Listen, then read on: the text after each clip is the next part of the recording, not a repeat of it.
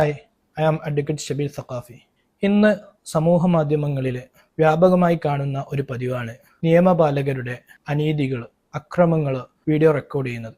അതുപോലെ തന്നെ രണ്ട് അയൽക്കാർ തമ്മിൽ അടികൂടുമ്പോൾ അതിലൊരാൾ വീഡിയോ റെക്കോർഡ് ചെയ്യുന്നത്. ഇതിൻ്റെ നിയമസാധുത എന്താണ് എന്ന് നിങ്ങൾ മനസ്സിലാക്കിയിട്ടുണ്ടോ? ഇന്ത്യൻ കോൺസ്റ്റിറ്റ്യൂഷൻ്റെ ആർട്ടിക്കിൾ 21 റൈറ്റ് ടു പ്രൈവസി ഏതൊരു പൗരനും വകവെച്ച് നൽകുന്നുണ്ട്. ആസ് എ ഫണ്ടമെന്റൽ റൈറ്റ് എന്ന് വെച്ചാൽ സ്വകാര്യതയുടെ അവകാശം.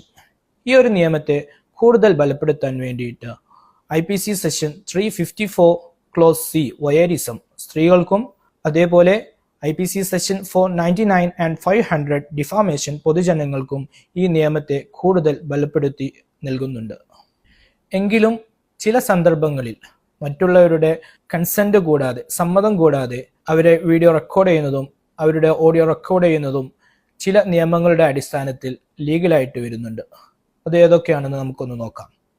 3 സന്ദർഭങ്ങളിലാണ് മറ്റുള്ളവരുടെ കൺസെന്റ് കൂടാതെ അവരുടെ വീഡിയോ, ഓഡിയോ റെക്കോർഡ് ചെയ്യാൻ കഴിയുന്നത്.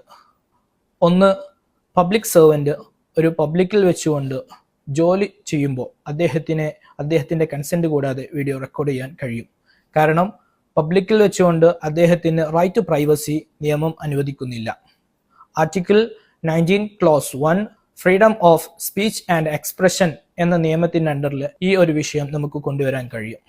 അതുപോലെ ഈ ഒരു വിഷയത്തിൽ സുപ്രീം കോർട്ടിൻ്റെ ഒരു സുപ്രധാന ജഡ്ജ്മെന്റ് ഉണ്ടായിരുന്നു.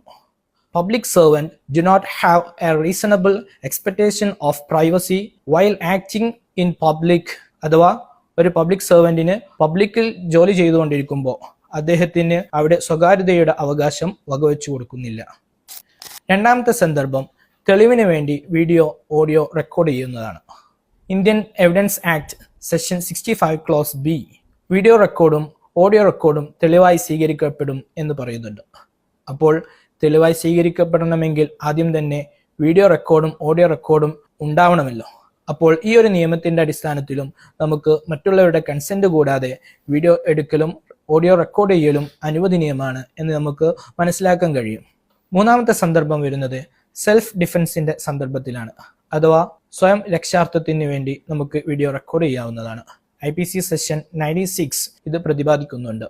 നമ്മുടെ രക്ഷയ്ക്ക് വേണ്ടി നമുക്ക് മറ്റുള്ളവരുടെ കൺസെന്റ് കൂടാതെ അവരുടെ വീഡിയോ അല്ലെങ്കിൽ ഓഡിയോ റെക്കോർഡ് ചെയ്യാൻ അനുവദനീയമാണ്.